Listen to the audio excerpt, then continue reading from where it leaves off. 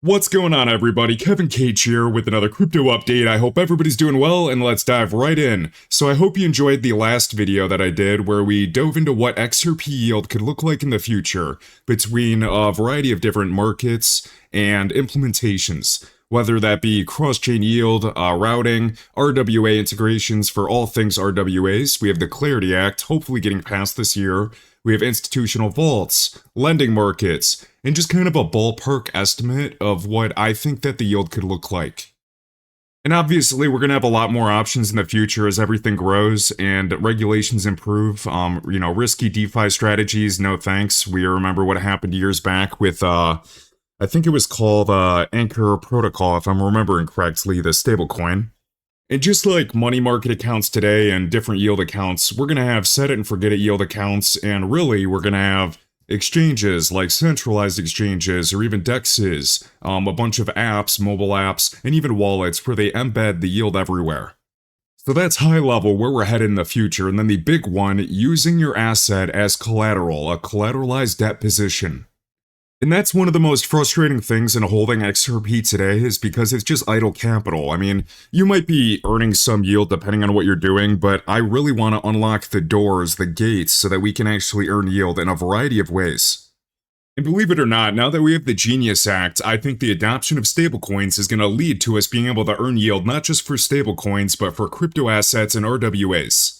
And remember, right in the Coinbase Market Outlook, their report at the beginning of this year, 2026, they even said an estimate for a target range for the stablecoin market cap around $1.2 trillion by the end of 2028. So we can see this chart right there. So a lot of organizations see the potential. PayPal, Ripple, and they want to slice that pie. So we had Ripple post this the other day. Last September, Ripple donated $15 million of the Ripple US dollar stablecoin issued on the XRP ledger to Accion Opportunity Fund. Here's what they unlocked for small business owners across the United States. So we have over $53 million in capital deployed. We have 905 loans to 895 unique borrowers with a $59,000 average loan size, over 1,000 jobs created, and over 1,600 jobs retained. So checking out this Accion or Accion fund, as we pull this up, it's aofund.org. So right on their website, under partnerships, we can see that Ripple's working directly with this fund. So we have the Ripple US dollar stablecoin and the $15 million contribution. And they're expanding access to affordable capital, digital tools, and learning for small business owners. And taking a look at the About Us page for this Accion Opportunity Fund, just to get an idea of how established they are and how much money are they actually investing. So as we scroll down a bit, we can see they've been in business for over 30 years. They have 4.5 million plus clients across lending and learning, so it seems like a great partner. With over $1 billion invested into small businesses. So this seems like a great partner for Ripple to have in really pushing the Ripple US dollar. And if you guys haven't seen already, we have the Ripple US dollar live on Coin1 Official, which is one of South Korea's largest regulated exchanges. So Coin1 seems to be a pretty big exchange in South Korea. I just don't know how many users they have. And at least what Google AI is saying is that all major South Korean exchanges exceed 16 million, roughly 30% of the population. We have Upbit and then BitHum or Bithum. Now looking at the Ripple US dollar, we can see when we scroll down that we have Coin1 down below. So it's just getting started under $80,000 in 24-hour volume.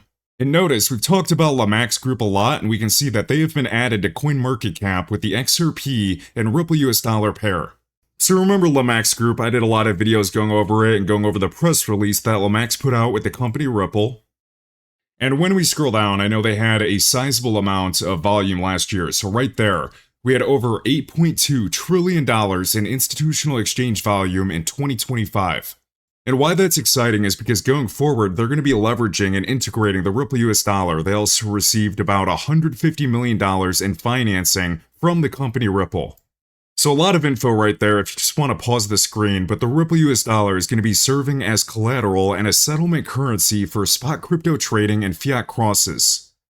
Whatever that means. I don't know what fiat crosses means, if it just means fiat to fiat. So the big question is, out of that $8.2 trillion in exchange volume, what percentage is actually going to be leveraging the Ripple US dollar for spot crypto trading and fiat crosses? And remember that we have Ripple Treasury, just speaking of payments volume, we have $12.5 trillion in payments volume. Now remember, for treasury management platforms or systems today, the majority is just done in fiat, but hopefully you understand the roadmap to go to stablecoins and digital assets. So they're trying to build that bridge to integrate digital assets into treasury platforms. And now even just going back to not Ripple Custody, Ripple Prime. As a prime brokerage, they're clearing over $3 trillion annually. So we have a lot going on in all directions with Ripple Prime, the Ripple Treasury System, Ripple Custody, a variety of partners, even like Lomax Group. And don't forget that we even had Ripple Prime adding the Coinbase crypto futures to their platform. With all of this being built to support and leverage the XRP ledger. And this is in the Ripple Prime docs on page 12. Now, since the Genius Act, if you haven't noticed the stablecoin landscape evolving dramatically, I don't know what to tell you, we can see the numbers. And this was even retweeted by the company Ripple. Stablecoins are moving from trading tools to core financial infrastructure. North America leads with 45% of total crypto transaction value in transfers bigger than $10 million. Pay attention to institutional scale, obviously, for regulated compliance-first assets like the RLUSD. So we have different phases of trading infrastructure growing, we have DeFi financialization, and now we have the institutional era with the Genius Act, a federal framework for stablecoins. And looking at this chart of on-chain transaction volume from 2021 up until 2025, the numbers don't lie. This is an uptrend. We can see we're pushing over just about $4 trillion. Now stay with me right here, so let's just estimate for a clean number that stablecoin transaction volumes is at $4 trillion. Now when we go to DeFi Llama, we can see that the entire stablecoin market cap is $318 billion. So the transaction volume of $4 trillion is like 12 times bigger than what the entire market cap is, so that's huge. So we know that Coinbase predicted for the stablecoin market cap to be by 2028 $1.2 trillion according to their stochastic. So if we even just took this for simplicity, and this is just to conceptualize, not financial advice, 12.58 times that $1.2 trillion estimate that Coinbase made in that 2026 Market Outlook report, we could be looking at $15 trillion in stablecoin volume in the future. To me, that's not even a big deal when you understand that digitalization is happening. And here we can see the North American stablecoin landscape. We have 9 different categories, and out of these 9, we have Ripple in 6 of these. So hopefully this video and the last 2 videos I've done on YouTube really explain why Ripple is taking advantage of the stablecoin opportunity. And right in the next picture, the next post by CoinDesk, inside the structural shift highlighting the Ripple US dollar, crossing over $1 billion in market cap in under a year. And already the 4th largest stablecoin by exchange volume. That is a big deal. And thanks to the Genius Act, and here's an image that I added when I was logged into iTrust, you can earn up to 2% in rewards on your Ripple US dollar. So we already know on iTrust you can hold 90 different crypto assets, precious metals, even the US dollar, but why would you hold the US dollar now when you can earn 2% in rewards, and this is fully backed and fully reserved? And remember, for everybody that already has a Roth IRA, the April 15th deadline is tomorrow. So April 15th isn't just tax day, it's the last chance to fund your 2025 contribution. If you don't use it, you don't get it back. And if you're trading crypto outside of a Roth IRA, remember that every single trade, every single buy and sell is taxable. So most people usually have a taxable account, but then they also have a Roth IRA. If you're not taking advantage of both, you are missing out. If I'm in crypto, I want that asymmetric upside. I want to pay 0% in taxes and have it grow 100% tax-free. If you're not, I mean, you're getting hit with taxes anywhere from 10% to 37%, a huge chunk of your profit. And most people miss this every single year, and you can use the link right in the pinned comment to get started. Alright, and last but not least, we had this headline just come out today. We have Visa and Zodiac Custody joining Stripe's new blockchain for machine payments. So keep in mind that Stripe is a global payment processor. They are huge. We can see this Reuters article. Their valuation jumped to $159 billion. So the card network configured and managed the validator node entirely in-house following 6 months of joint work with Tempo's engineering team. So keep in mind that this doesn't look like some open system. This looks like another walled garden, permission system. But it's cool because we have like a validator network with Stripe, Visa, and Zodiac Custody, which is real crypto infrastructure. And the focus is on supporting the evolution of new payment flows such as machine-to-machine AI agentic commerce, which is really cool. And they also even asked if there are any plans to offer their own stablecoin in this Tempo blockchain.